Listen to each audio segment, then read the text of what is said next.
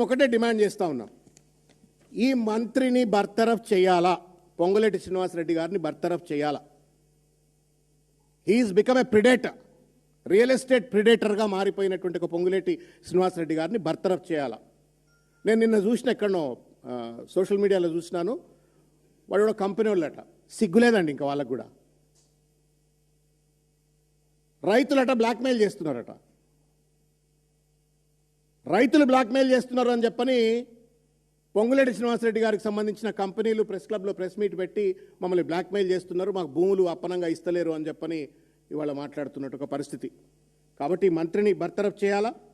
తర్వాత land grabbing act కింద not only on the minister but on the collector పైన, RDO పైన, సంబంధిత అధికారులందరిపైన కూడా ల్యాండ్ గ్రాబింగ్ యాక్ట్ కింద కేసులు పెట్టి వాళ్ళందరినీ కూడా శిక్షించాలని చెప్పని కోరుతా ఉన్నాము. ముఖ్యమంత్రి గారికి ఏమైనా చీమునెత్తురుంటే, ఒక పక్కన రేవంత్ రెడ్డి గారు కుటుంబ సభ్యులు దోచుక తింటారు, పొంగులేటి శ్రీనివాసరెడ్డి గారు దోచుక తింటారు. ఏం చేద్దాం అనుకున్నారా మీరు తెలంగాణను? ఏం చేద్దాం అనుకుంటున్నారు తెలంగాణను చెప్పు. ఆఖరికి మీరు దిగే నాటికి మొత్తం డొల్ల అయిపోవాలనా? దోపిడీదారుల చేతిలో మొత్తం తెలంగాణ భూములని కబ్జా అయిపోవాలనా అని చెప్పని మేము ప్రశ్నిస్తూ దీనిపైన విచారణ జరపవలసిన అవసరం